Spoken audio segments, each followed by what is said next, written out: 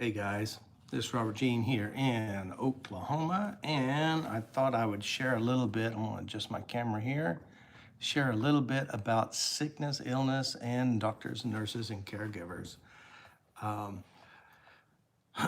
been doing trainings for a long time, and I have people come to my seminars, and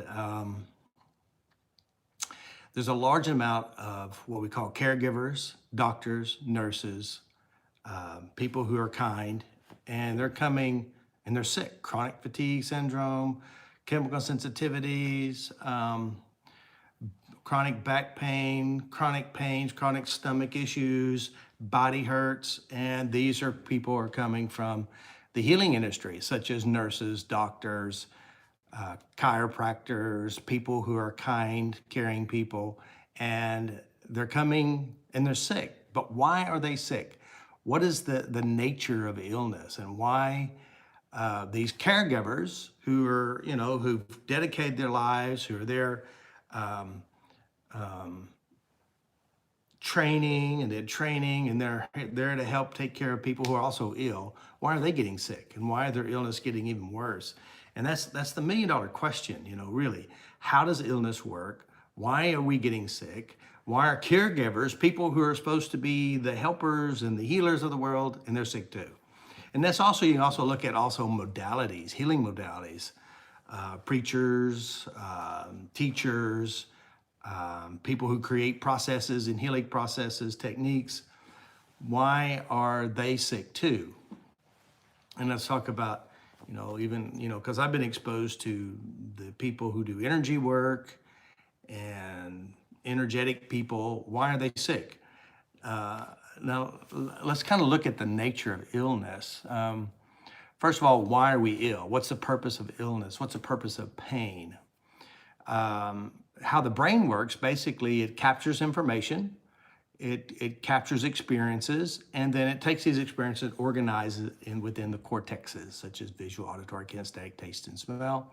And so it starts creating what we call a data, or a cluster of memories and experiences. And so one of the things I know personally by working with individuals, say they come in and they're doing sessions with me, and we're working on emotional experiences, pains, fears, hurts, whatever it is. And as we do that, they'll say, Robert, ever since I started seeing you, I've lost 20 pounds. Or after I started working with you, my back pain disappeared, or my chronic fatigue is disappearing, or my depression has faded off. Now, although I don't treat anything unless it's Halloween and December 31st, and usually it's a trick, but in my world, what we do is we address memories, references, and internal representations.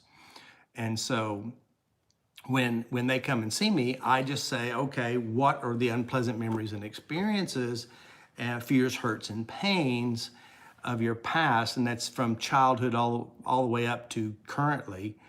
And when we start working and adjusting unpleasant memories, the pain fades off. The pain disappears, or they'll lose weight, or the relationships will improve by merely addressing the past. So why are caregivers now are some of the top amount of people who are attending my seminar? One, first of all, it works. Secondly, there's a logical sense to what I teach. And third, I show them or show you how to heal yourself, work on yourself, which is a missing piece in a lot of teaching modalities. It's a great process, but I can't do it on myself. Big question I always hear: how come I can work on everybody else, but poor old me, I can't fix? Well, so what I do is I teach you how to do that. So why are doctors, caregivers, nurses are coming first, but when they're sick, are coming to me and also are getting sick? Now let's look at it logically.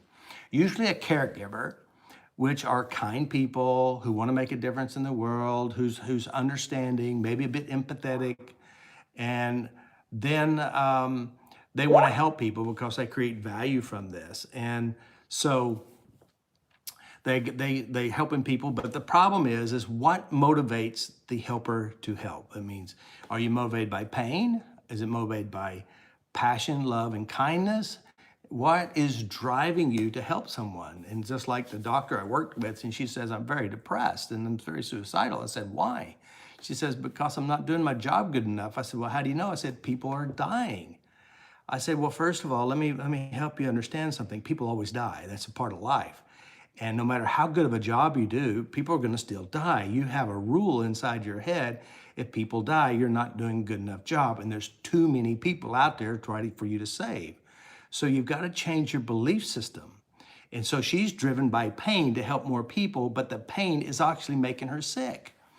And so that's one model of thinking is, and then also we call this how our brains work is we watch something or we watch somebody do something or experience something, and it's how our brains work is called mirror neurons. That basically I watch something happen in front of me and my brain will actually create and translate what I'm seeing, and then we too, while watching somebody, we experience it too.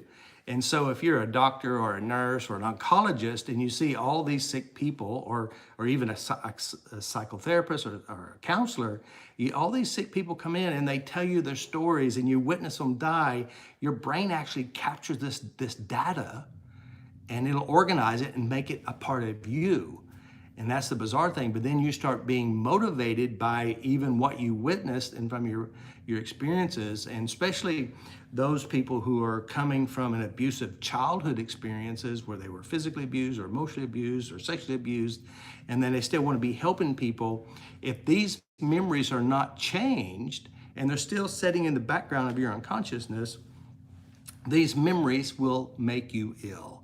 These memories will drive you to do things that you don't want to do, which causes you illness. And then the next thing you know, you're having an emotional reaction to chemical sensitivities, smells, looks, the word illness, and you're laying in bed and you're ill and you're depressed because your brain has accumulated all these experiences that you witnessed, and it organizes it and then it drives you. So one of the things that we do with the doctors and nurses is we go back to those experiences and make peace with them. It means diffuse, release, and change any emotional representation, all the visuals, and then shift it inside the brain. It's like, I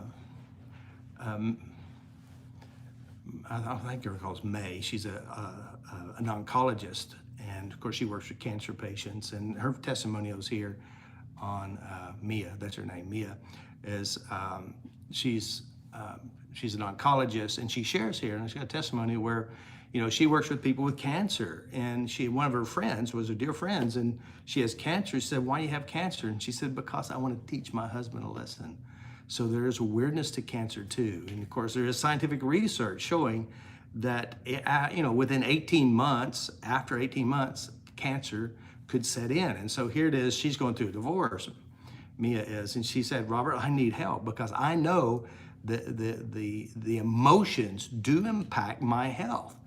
And I have this fear because I've seen it and I witnessed it as an oncologist that I know I need to clean this up." So she booked sessions with me and we started cleaning up the pains of her past, her childhood experiences, her relationship experiences, and anything else that has driven her to create something unhealthy. And we started cleaning that up. And then of course she shares how Robert Smith saved her life because she knew the damaging effect of emotion. So why do doctors, nurses, healing modalities get sick? Is because first of all, they have very little to no emotional coping skill. They don't know how to release the traumas. They don't know how to release the sensitivities in their bodies, and they don't know how to release the memories of pain, because again, our body is an auto responder to data in our mind. And of course, pain to the mind is trying to keep you safe. It's a positive thing, and it's created from past experiences. So what we want to do, and I highly recommend, is learn how to drive your own mind. Learn how to drive your own mind and take control of yourself and change your inner resources. And as you do that, your life really transforms, not only physically, not only emotionally, but your relationships will improve too. So we have several seminars coming up, and that's the reason why I'm sharing. Plus someone had written me and, you know, it says, she wrote here and she said, "Somehow I made it through nursing school with multiple chronic illnesses. Then I worked for 2 years as a nurse aide, and my body just it couldn't take anymore." So here it is, she come to be a nurse, and she's sick and she wants to help people, but her body, her brain is still amplifying what's going on inside of her life. And so she's pushing through it, trying to stay tough, but there's an easy way by merely addressing how your brain creates pain, and that is by rewriting story and memory, because your brain reuses its previous pains and experiences and make it real today. So anyway, so I said, well, let me explain what's happening. The brain is creating physical symptoms because, see, this is how it works. You have a thought, you feel it here. You have a thought, you feel it here. So if you have an experience that's unpleasant, your brain puts it back here and makes it real right here. So the body is a servant to the mind, and when you change what you hold in the mind, the body follows. So I recommend, first of all, we got you can heal your body by changing your mind. Online training course. We also have a couple of them coming up. One of them is in Las Vegas, and right now, but guys, if you book right now, it's less than $800 for 4 days, or maybe it's 6 days, I don't remember, but it is lots of tapping, lots of training, show you how to change your mind. Also, we have one in Vegas, and I believe it's in August, and then we also have one in Romania, in I believe in November. Also, we have it online. If you're very sick and you can't get out of bed and you're struggling and you want some way to help yourself, educate yourself on how the brain works, and then change what you hold inside yourself. Make peace with your memories, make peace with yourself. Now, by the way, if you look at the testimonials we have on my channel, we have loads and loads and loads of people who are also doctors, also nurses, also ministers who are severely physically ill. And by embracing my teachings, learning how their brain works, and rewriting and updating your references, your life can change.